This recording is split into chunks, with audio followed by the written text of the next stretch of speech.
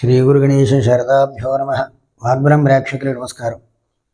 October 1వ తేదీ నుంచి 31వ తేదీ వరకు మీనరాశి వారికి ఏ విధంగా ఉంది అని పరిశీలిస్తే, గ్రహస్థితి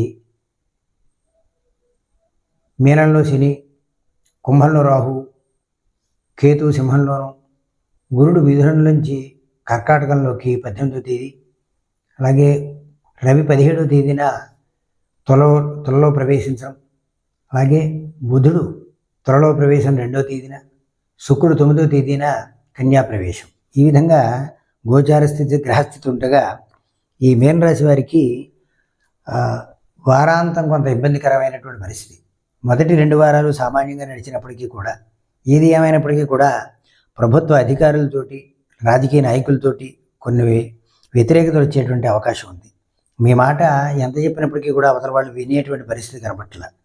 అలాగే పదునైన వస్తువులు, వాహనాలతోటి కొన్ని ప్రమాదాలు వచ్చేటువంటి అవకాశం ఉంది. కొంచెం జాగ్రత్తగా ఉండాలి. అయితే వారాంతంలో కొంత ఇబ్బంది పెరిగేటువంటి అవకాశం కూడా కనబడుతుంది. అలాగే ప్రారంభ వారంలో వ్యాపారపరమైనటువంటి విషయాల్లో మొదటి 2 వారాల కన్నా చివరి ఉన్నటువంటి 2 వారాలు కూడా 3-4 వారాలు కొంత అనుకూలత ఏర్పడేటువంటి పరిస్థితి.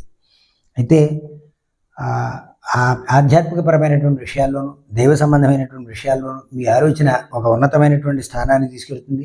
మీ మౌనము, మీ నిదానము మీకు ఉన్నతమైనటువంటి స్థానాన్ని చూపించేటువంటి విధంగా ఈ అక్టోబరులో కనబడుతోంది చివరి వారాల్లో. అయితే విలువైన వస్తువులు ఏవైతే ఉన్నాయో అవి పోగొట్టుకునేటువంటి పరిస్థితులు ఉన్నాయి. బంగారం లాంటివి జాగ్రత్తగా చూసుకోవాలి, మర్చిపోయేటువంటి అవకాశం ఉంటుంది.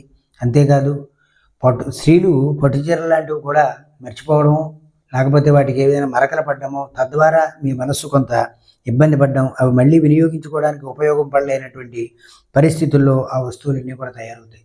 కాబట్టి కొంత జాగ్రత్త విలువైన వస్తువుల పట్ల, గాజు వస్తువుల పట్ల జాగ్రత్తగా ఉండవలసినటువంటి అవసరం ఎంతైనా ఉంది. మరింత అనుకూలత కోసం ఆదిత్య హృదయం పారాయణ చేయడం వల్ల, లక్ష్మీ కవచం పారాయణ చేయడం వల్ల అద్భుతమైనటువంటి ఫలితాలు లభిస్తాయి. మిత్రులారా, ఇది సూచనప్రాయంగా చెప్పబడేటువంటి గోచార స్థితి.